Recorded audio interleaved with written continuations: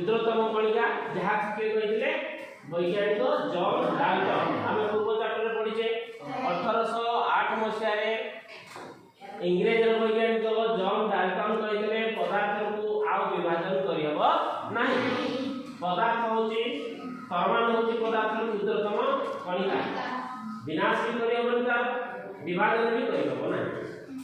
किंतु 19 शताब्दी शेष भाग बेलू वैज्ञानिक माने सही परमाणु को परीक्षा कर देखिले परमाणु भीतर किसी चार्जित कणिका रही तेणुक से कहले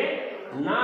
यही परमाणु को विभाजन करी हेबो जेहेतु आ भीतर किसी चार्जित कणिका सब होची तेणु ये शेष उत्पादन हुए तेणु परिशेष से विभाजन करि पारिले एवं परमाणु भीतर विभाजन करि से किसी अबो परमाणु कणिका पाइले तेरे सही पदार्थ थिबा चार्जित कणिका गुडी कोन पदार्थ कहले तो सब जे ना आमे आज परीक्षा करी देखिला चाहते देखिया भाई ठीक है मु दीटा झियो को डाकिबी बा पिला को डाकिबी जी आज मुंडरे तेल लगै नथिबो दी जन के प्रयास देखिया माने तेल लगै न मुंडरे दी जन प्रयास बाकी मो पाखे गोटे अछि पानी बुझि पाछो ना पिला माने मु भी तेल लगै तमन तेल लगै न तो प्रथमे मो मुंडरे मु परीक्षा करी देखुची जल्दी मोर छोट छोट बाल को नाही हैला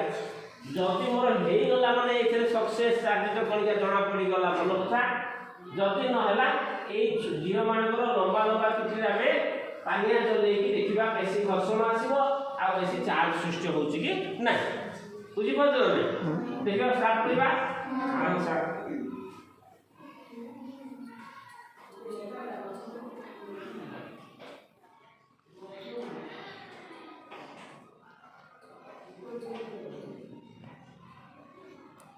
आए हेला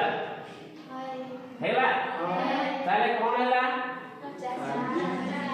पानिया ए चार्ज कोन पहिले पानिया ना पानिया जेतले मो मुंड सहित घर्षि हेला दीटा पदार्थ रो घर्षण होतरे उटे वैद्युतिक चार्ज सृष्टि हेला एही वैद्युतिक चार्ज फल रे पानिया कोन पाइला उटे आकर्षण शक्ति पाइला जद्वारा कि पानिया को हमें कागज ऊपर एबे आ पड़ले टाणी पड़े एबे टाणी की देखिले टाणी पड़े जेते पुणी घसी देबी पुणी से चार्ज तो कणिका पाइला तेणु से समय से चार्ज कणिका प्राप्त हो एउ वैज्ञानिक जानिले पदार्थ भीतर यदि चार्जित कणिका अछि निश्चित भाव ताको विभाजन करि हेबो तेणु परवर्ती मुहूर्त रे से परमाणु को विभाजन करिथिले से भीतर आउ किछि स्मॉल पार्टिकल्स देखि पाइथिले कोन कोन बाहरी थिला आमे एई चैप्टर रे पढिबा।